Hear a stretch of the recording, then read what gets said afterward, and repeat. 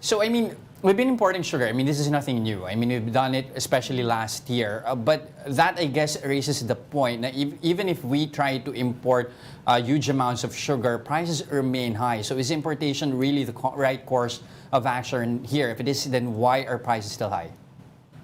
Right. So when we talk about inflation that we're experiencing right now, it really is a mix of a lot of factors. Mm-hmm. So definitely we have agricultural pressures arising from a lot of international or global supply shocks as well. So for example, the Russia-Ukraine conflict has been ongoing, which is why prices of many agricultural commodities remain high. Mm-hmm. We have the increasing price of fuel also, which tends to have a spillover effect on agriculture also.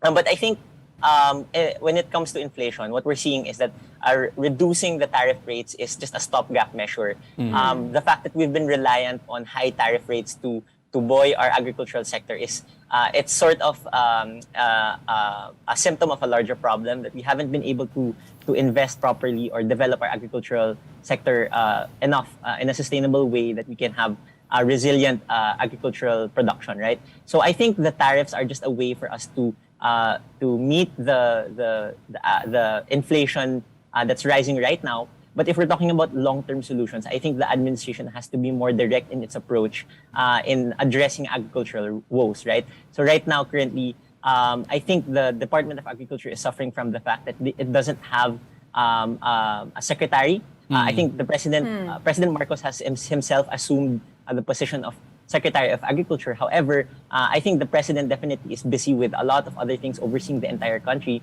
So it would be more helpful if we have a dedicated agriculture secretary to address these problems. And then this agriculture secretary could address the long-term problems and develop a long-term roadmap for developing our agriculture sector.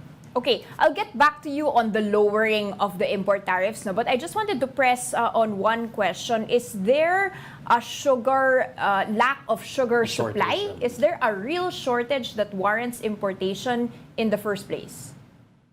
Yes, I don't think that the Philippines is producing enough sugar to be sufficient, that in the case that production would meet our consumption needs. No? So I think even without tariffs, or even without the lower tariffs, the Philippines should not expect to be producing as much sugar as it consumes. No? So I think it's only natural that we would have a degree of imports. And I think that goes for most of our agricultural products. We shouldn't politicize importation. Importation is not necessarily bad. I think the problem has really been with, ever since the 1990s, we've been relying on high tariff rates to sort of insulate our local industries. And every time that we have inflationary episodes, that's when we resort to lowering the tariffs. So if we're going to try to use this strategy, it's going to arise during inflationary episodes.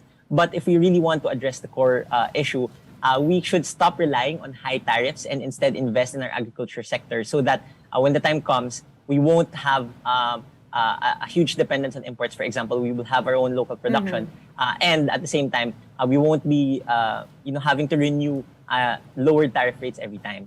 Okay, but is there any benefit whatsoever for this extension of lowering of tariffs for 1 year? What benefit would this give? We also had Sinag saying that it's just the importers that really benefit. Our government is going to lose revenues, and like you said, it can't be a permanent solution towards a more systemic agricultural problem.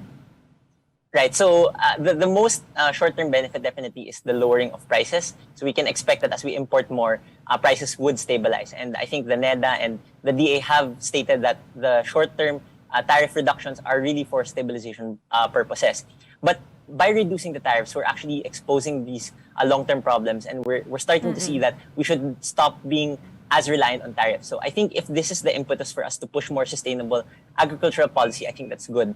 A second thing, a good point that you did point out is the fact that probably the people who would benefit from the lower tariffs are the importers and traders, right? So I think that's where government can come in to sort of enforce our laws on enhancing competitiveness.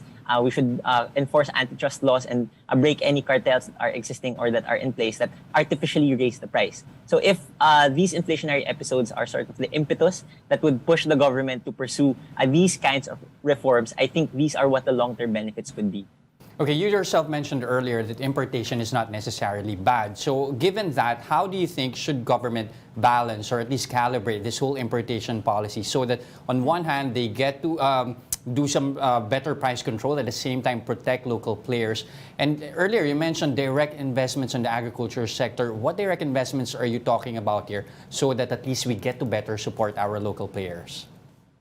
Right. So I think the most important investment that we need to make in our agriculture sector is really to improve the productivity of our local farmers, our domestic farmers. Our agricultural policy so far has been to rely on tariffs to sort of protect these local farmers, to make them competitive.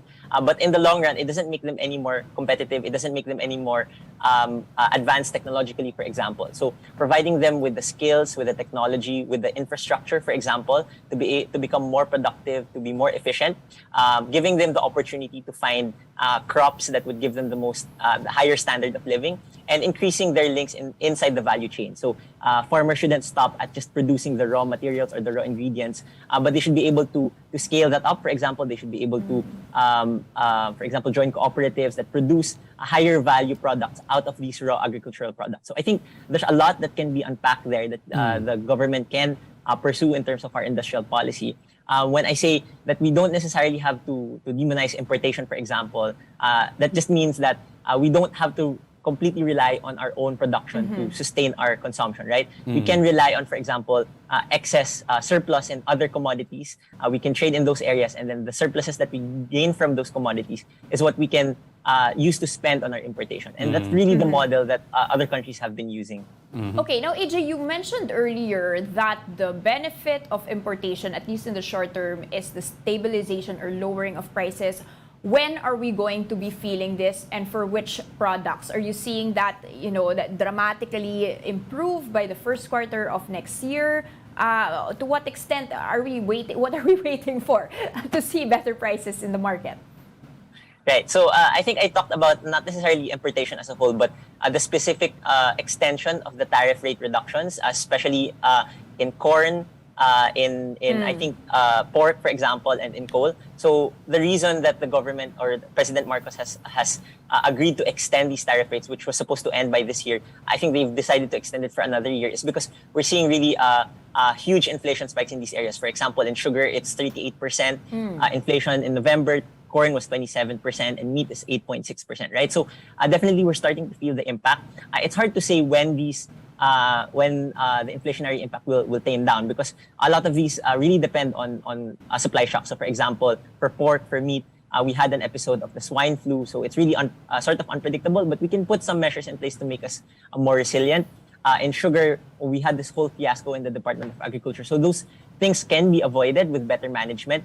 And with corn, for example, again, we're seeing a huge inflationary pressures globally also. So these are the things that a lot of these things are out of our control.